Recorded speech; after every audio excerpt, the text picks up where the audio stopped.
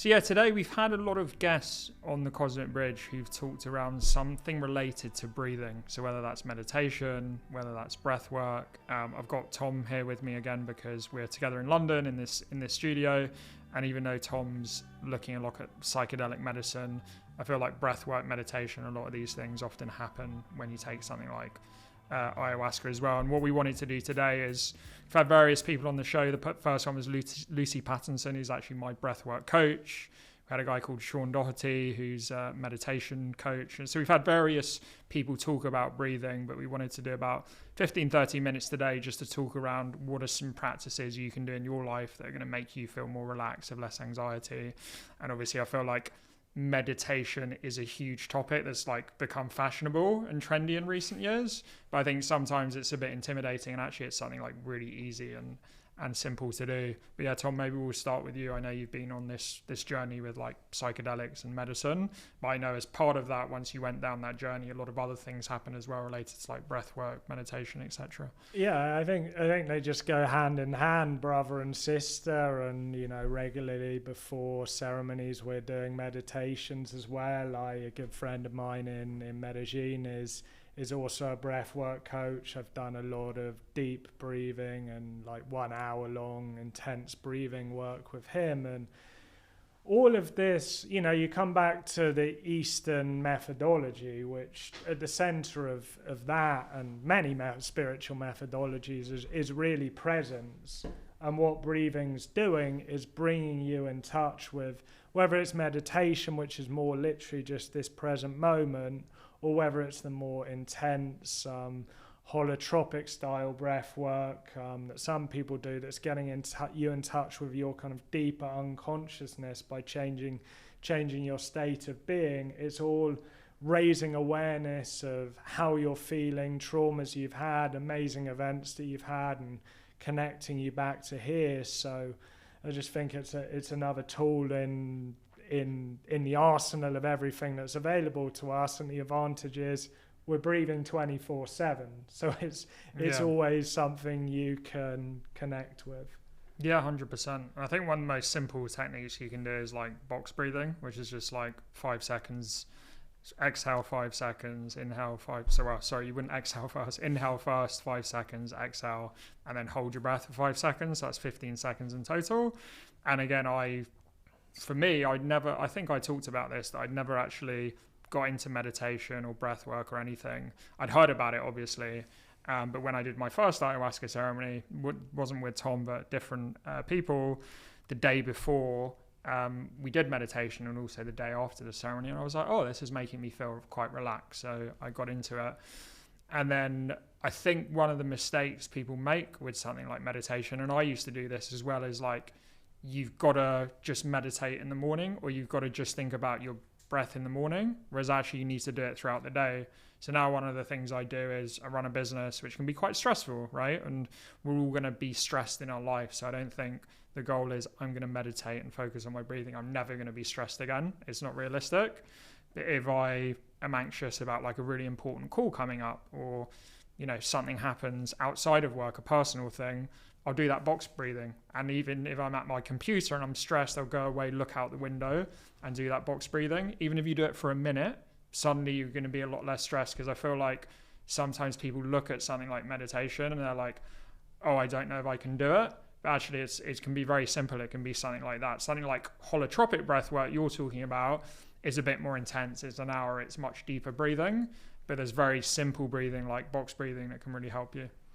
Yeah, and going back to Shaun Doherty, somebody who's been on the show, he has something called the 5-5-5 Club, which is, what is it again? 5 minutes of meditation, 5 minutes breath work, 5 minutes journaling, 5 times a day. Now, obviously, you don't have to do all 5 sessions. It's not some kind of strict practice, but throughout the day, it's always connecting you back. It doesn't need to be in any structured way. There's no right or wrong way to do any of these things. Even if your mind's racing during a meditation and you're thinking of a million different things, well, great, just let that happen and breathe slowly. And It's amazing. Just the slower you breathe and the more you take in and out, the easier your whole life's going to be. There's so much science and data behind that. Joe Dispenza's looked into this as well, one of the more famous ones. But yeah, it just can lower stress levels, lower cortisol, improve sleep, and then you've got the whole snowball effect. You sleep better, you breathe better, you work better, and more. Yeah, and that's something because with sleeping, I've never been a huge insomniac, but sometimes what happens to me when I am feeling more awake is I wake up in the middle of the night. And when I used to wake up in the middle of the night, often I would stress about getting back to sleep. Why can't I get back to sleep? And then I sit in bed from 3 to 5 in the morning. Whereas now what I do is I try not to put pressure on myself and say, if you sleep, that's fine. If you don't sleep, that's fine as well. And then I'll just start that process of box breathing and focusing on my breath, and maybe even going outside for 5 minutes and breathing and then coming back into bed. And that's been very useful for me as well. So you'll notice, I think what's important, and again, being tactical and going back to one of the reasons I wanted to set up this podcast, and we talked about this a lot, is like practical spirituality. Because obviously you've given the examples of people that do loads of ayahuasca ceremonies and their life doesn't change at all. And it's the same with meditation. If you're doing meditation over and over again and it's not really productive, then there's no point doing it. So often it's about timing when you're doing meditation. And I have certain times if I meditate before going to bed or even in the middle of the night, I know that's very useful and that's going to make me sleep better. Yeah, and meditation can be any. Rory Fairbairn's was a great example of, he used to meditate on a train home from work. He had a very high energy, high stress job, and that would be when he would use that time on the train to just completely disconnect. So people often think you have to go sit on a yoga mat or a meditation cushion. You can really do it anywhere, anytime, any place. Yeah, it's a great example. And I think one of the reasons I've enjoyed doing this podcast is I've learned a lot. And when Rory first said that, I challenged him and I said, what do you mean you meditate on a train on the way to London? Because I've been in that environment and that's the last thing I would think of doing. And as he said, all he had to do was plug in his earphones and like focus on his breath. And actually I've started doing that myself now. If I am on a busy tube in London or a busy train or in a situation where there's lots of people, because I get quite claustrophobic, I start to focus on my breath and I close my eyes. And suddenly I'm a lot more relaxed. And I think, people think you've got to be in this very Zen environment. But actually, if you think about it, if you're in a very Zen environment, you may not need meditation that much because you may already be relaxed. Whereas if you're in a very stressful environment, that's when meditation is even more important. Yeah, and you can't control where you're going to be or what's going to happen. It's easy when everything's flowing amazingly in life. It's easy to stay present, but actually, as we all know, ups and downs happen and chaos happens. And the more you can be friends with chaos and darkness, the more you can feel love and light in those situations. And it's really about bringing that to every single aspect of life, the good, the bad, and the ugly, and connecting it all together. Yeah. So you've obviously talked around like meditation, light breathing, etc. Maybe breath work, something we can go into a little bit more. So breath work, I would almost describe it as a bit more of like an intense way of breathing. It's not actually a natural way of breathing. So when you're doing breath work, so the breath work I've done, be interesting to hear about your journey, Tom, is essentially you do it for an hour and you're breathing very deeply. And it's called like conscious connected breaths. And naturally we have a bit of a gap between our breaths. So related to something like box breathing, if you're doing breath work, it's very deep breath. So it can either be through the nose or it can be through the mouth. And there's no break in between. So you're not having a break in between. And that's not like a healthy way in general to breathe. So when you're doing breath work, you should be breathing like that all the time.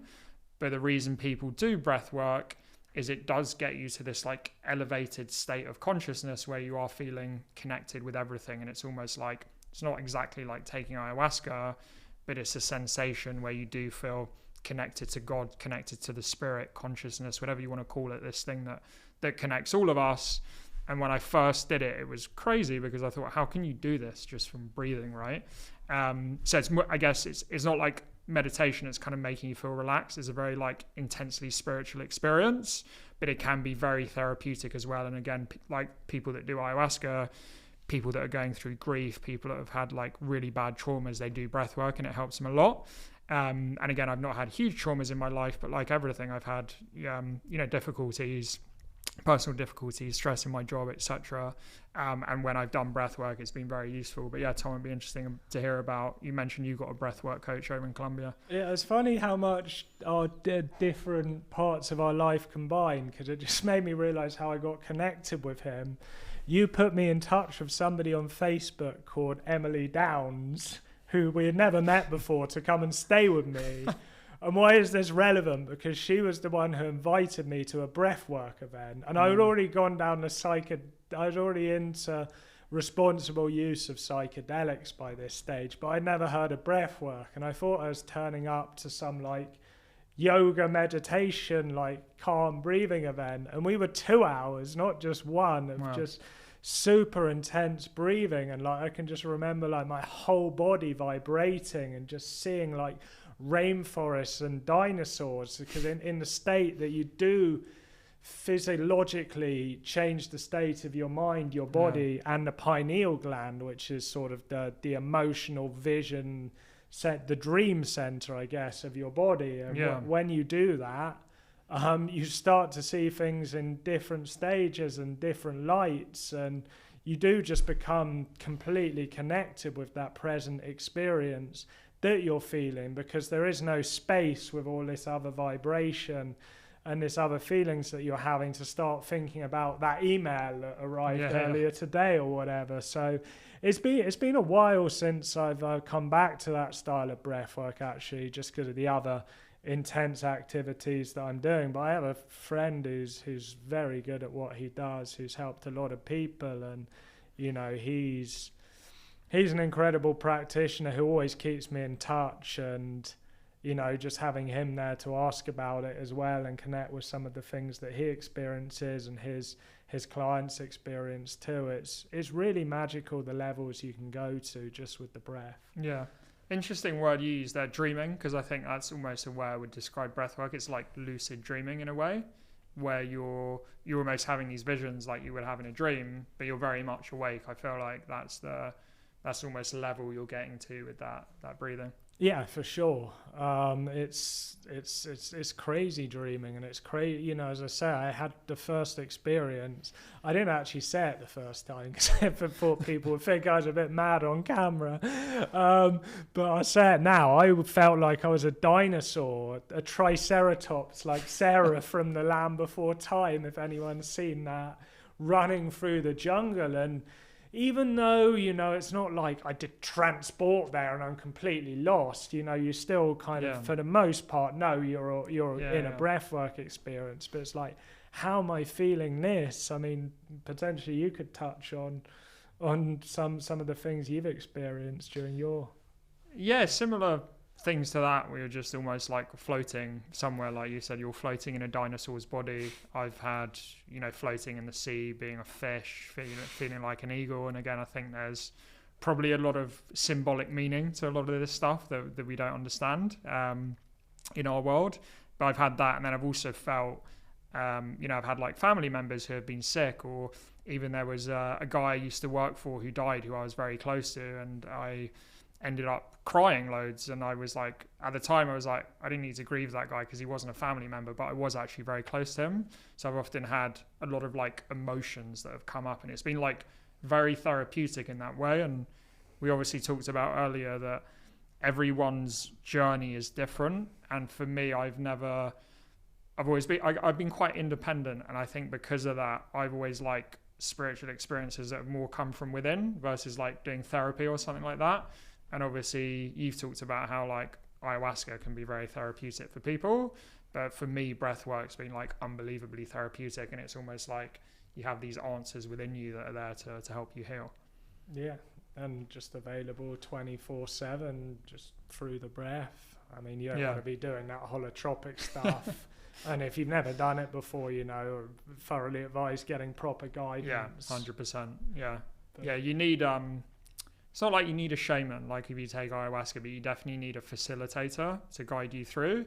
And again, there's going to be visions that you're going to have, and it's I think we talked about this on the episode with Mags, who Tom introduced me to, who's a psychedelic journalist. So she's talked to lots of shamans, she's been involved in lots of ceremonies, and she was talking around like community, which for me was a really good takeaway, because I've done a lot of these experiences where I've had visions during breathwork, had visions during ayahuasca. I've not really know what they've meant.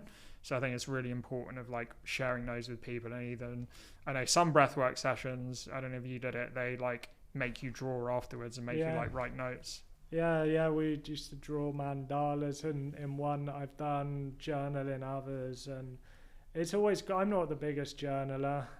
It's not my way typically to take away from these experiences, but I know, Matt, you talked about it on a previous podcast, how your journaling led to this podcast actually being remembered and reinvigorated that thought you had of the bridge.